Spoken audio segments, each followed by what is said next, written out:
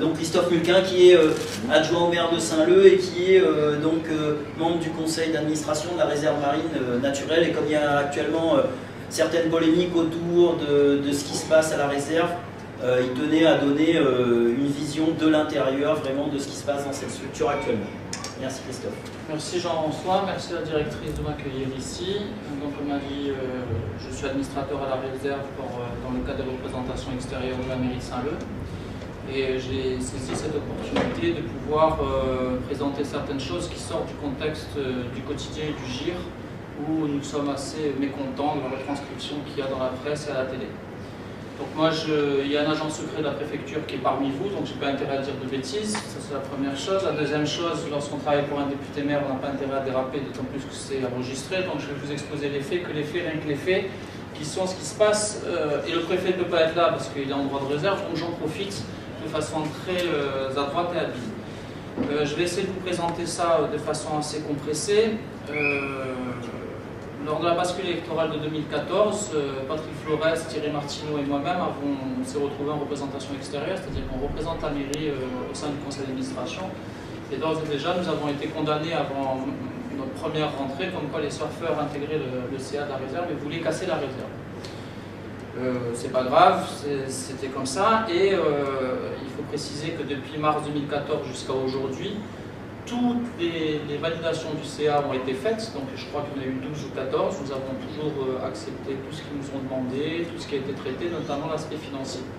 Ce qu'il faut préciser, c'est que lorsque nous sommes arrivés en 2014, Mme Coipel-Soré était vice-présidente, représentante de la région, et nous avons présenté une motion à la présidente du GIP, du groupe d'intérim public, en l'occurrence la sous-préfète, comme quoi on voulait, pour reprendre le terme précis de Thierry Martineau, le représentant du TCO, on voulait humaniser la réserve.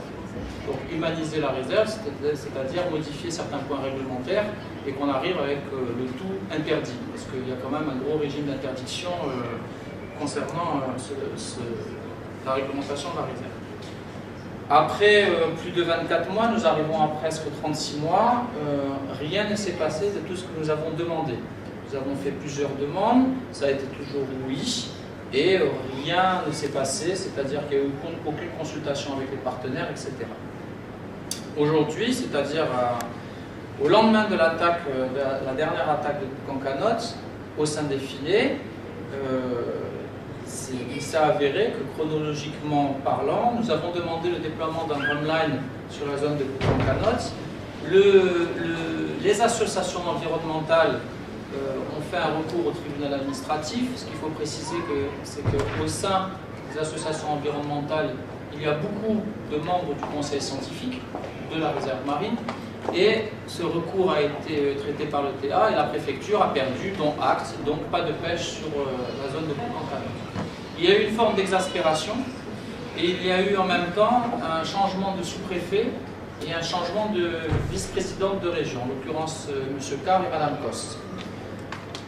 Au regard de l'exaspération que nous avons eue de ne pas avoir été écoutés, et là on va rentrer dans le vif du sujet, puisque Jean-François m'a demandé d'être assez bref, nous avons demandé un conseil d'administration extraordinaire le 3 novembre, où nous avons rencontré le conseil scientifique et nous lui avons fait part de notre exaspération de jouer un double jeu sur tous les sujets qui portaient à la sécurisation des pratiques nautiques. Sur ce point-là, nous avons soumis au conseil d'administration 8 points de réflexion. Et là, nous étions le 3 novembre. Donc sur ces 8 points, je vais vous les exposer, puisque curieusement, la presse prend quelques points et oublie tous les autres. Nous, à la réserve marine, ce qu'on demande dans l'humanisation de la réserve, c'est quelque chose qui est très précis, c'est de ne pas entraver tout ce qui est procédure qui concerne la crise requin. Nous sommes pour la réserve, nous savons qu'elle est essentielle. Lors de l'origine de la réserve, du parc marin préfigurateur de la réserve, nous étions pour. La communauté des surfeurs et des plongeurs ont été consultés pour faire une réserve équilibrée. Donc, de nous traiter d'anti-réserve, c'est un pur mensonge, je vais vous le prouver. Nous avons fait 8 demandes. 8 demandes au conseil d'administration, et le sous-préfet nous a écoutés et a commencé à lancer les consultations. Si dans la salle, il y en a qui sont au courant sur les 8 demandes, est-ce que vous êtes au courant de ce qu'on a demandé? Du tout. Alors,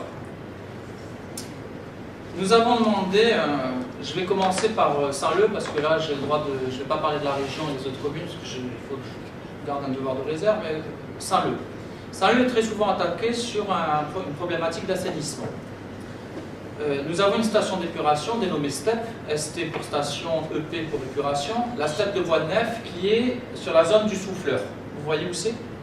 Cette station d'épuration a coûté 5 millions avec le cofinancement fédéral, etc., a coûté 5 millions à la collectivité, et elle est devant la réserve marine, dans le périmètre de la réserve marine. Pour cela, nous étions obligés de faire un émissaire qui allait sous l'eau, en mer, pour aller à 151 mètres, parce que le périmètre de la réserve s'arrête à 150 mètres. Vous avez bien compris. Cet émissaire, lorsqu'il a été mis en marche, il casse. Il casse parce que le fond est très abrupt, il y avait des problèmes technologiques, il y a eu 3 interventions, on a manqué un grave accident sur un plongeur, et donc le constructeur de la STEP a refusé. Nous sommes au contentieux et il fallait faire fonctionner cette STEP, sachant que c'est la station d'épuration de la Chaloupe Saint-Leu, de Piton Saint-Leu, des avirons, réputée 36 000 personnes, 36 000 foyers. Donc cette station ne pouvait pas marcher, donc pour la faire marcher, la ville de Saint-Leu a créé un émissaire, c'est-à-dire un tuyau, qui est parti de la station d'épuration pour aller sur la STEP Bambou, qui est à côté de la gendarmerie, près du cimetière. D'accord ? Ce linéaire-là, cette chaîne de transfert, nous a coûté, directement impacté sur le budget de la mairie, 3,1 millions, c'est-à-dire 127 années de cotisation à la réserve marine. Et aujourd'hui, il va y avoir la tranche 2 de la STEP Bois-de-Nef, c'est-à-dire elle va devoir s'agrandir. Donc pour pouvoir s'agrandir, il va falloir que fatalement on fasse un rejet à la côte. Comme Saint-Pierre, comme Saint-André, comme Saint-Benoît, comme Saint-Denis, comme toutes les autres villes de la Réunion qui ont des stations d'épuration et qui rejettent l'eau à la mer. Cette station d'épuration est norme européenne et réputée haute-véniale. Voilà par exemple un des sujets qu'on a demandé. Moi je voudrais qu'on me dise en quoi on va esquinter le corail en demandant ça, sachant que là-bas il n'y a que de la caille et de la falaise. Voici une demande. Nous avons demandé le déploiement de 4 requins dans les zones de protection renforcées. Ce qu'il faut savoir, c'est que la réserve marine, il y a 3 zones. Les zones de protection générale, zones de protection renforcée et zones sanctuaires. Les zones sanctuaires, c'est où tout est interdit, c'est 5% de l'ensemble du périmètre. Nous avons demandé le déploiement de 4 requins. Pourquoi? Parce que sur les échanges que nous avons eus avec les pêcheurs de 4 requins, il s'avère qu'eux sont limités dans leur effort de pêche et dans la qualité de pêche des drumlines, c'est-à-dire ceux qui sont tout proches. On ne parle pas de la palombe qui est plus loin. Évidemment, tout ce que nous avons demandé sur ce point-là, nous avons demandé une consultation avec la réserve marine, c'est-à-dire de ne pas mettre les engins de pêche là où il y a une très belle patate de corail. On peut la mettre juste à côté ou juste à côté. Ça, c'est oublié. Moi, il faut qu'on nous explique que lorsqu'on fait cette proposition, si on esquinte le corail. Pourquoi je parle du corail? Parce que c'est l'article 1 de la fondation de la réserve marine, c'est la protection du corail en premier. Voici un deuxième exemple. Donc le déploiement de 4 requins. Pardon? Le déploiement de 4 requins sur les zones de protection renforcées. On attend. Ça, c'est pas quelque chose qui va perturber le fonctionnement de la réserve. Une troisième demande que nous avons faite, c'est de changer les bouées jaunes. Pourquoi? Parce qu'après 10 ans de réserve marine, aujourd'hui, tout marin à La Réunion, tous les bateaux qui ont un acte de francisation connaissent le périmètre et connaissent les limites, notamment les pêcheurs. Donc, lorsque ces bouées ont été faites, elles ont été faites avec 2 objets. C'était que pour les pratiquants sur les bateaux, qu'on voit exactement où étaient les limites de la réserve.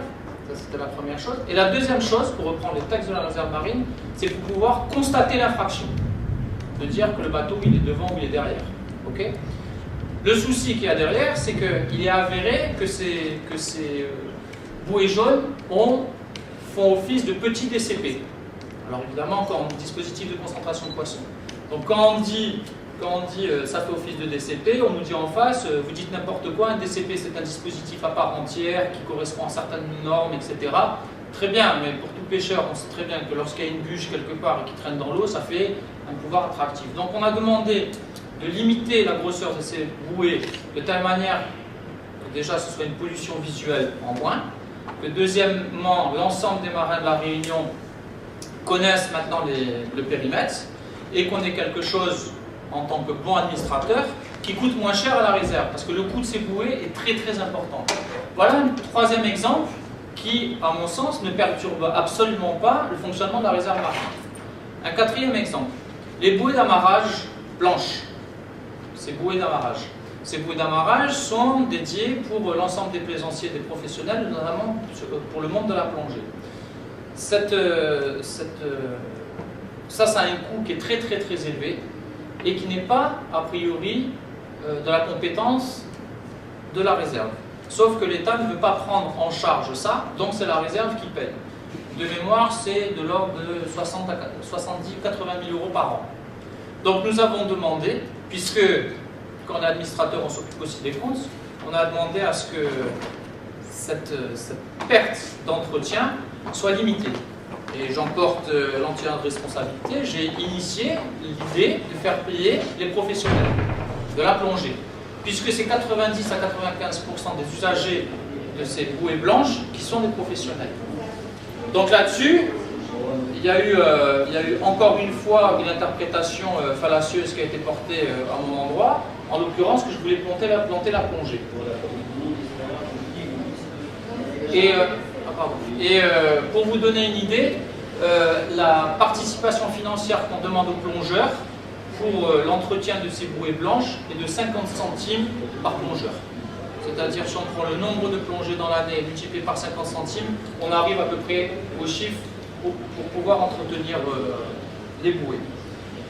Nous avons demandé l'application de l'article 21 des statuts. L'article 21, c'est la chasse sous-marine,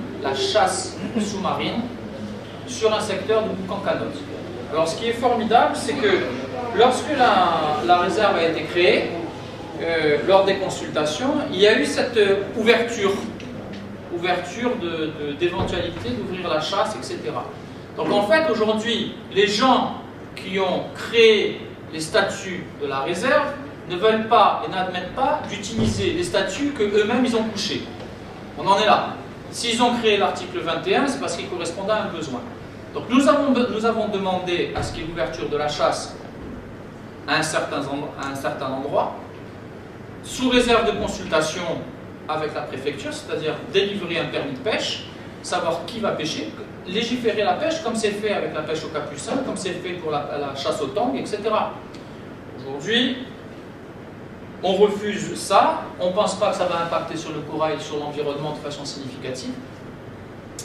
Et évidemment, ça s'est soumis à consultation. Et la dernière demande qui, à ma très grande... Il y en a encore deux, donc je vais... L'avant-dernière. L'avant-dernière, c'est que nous avons demandé que l'ensemble des spots de surf, et notamment des zones balnéaires, telles que Saint-Gilles ou Cancanotte, que la législation soit allégée, tout simplement parce que c'est là où il y a le plus de présence humaine, et donc de pouvoir avoir une facilité à repousser le requin.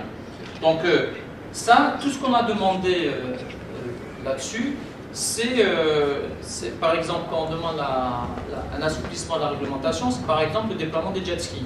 Pas des jet skis, l'activité jet ski proprement dit, mais l'activité jet ski dans le cadre de la sécurisation. Je ne pense pas que ça va esquinter le corail. Et la dernière, ça m'échappe, dommage, oui c'est la meilleure, et c'est la meilleure proposition qu'on a faite, et curieusement, ça n'a jamais été rapporté par la presse, c'est carrément occulté. C'est que ce qu'on demande à un moment donné au GIP d'un côté, il faut qu'on rentre de l'autre côté. Ça se passe en général comme ça, c'est un peu, pas du marchandage, mais si on demande une réglementation d'un côté, il faut que de l'autre côté, on soit raisonnable. Je vous disais tout à l'heure en préalable que sur la réserve, il y a 5% de sanctuaires. 5% de zones sanctuaires et tout est interdit. Et les études après 10 ans de réserve marine, il n'y a que dans les 5% de sanctuaires qu'on a un effet réserve de façon significative.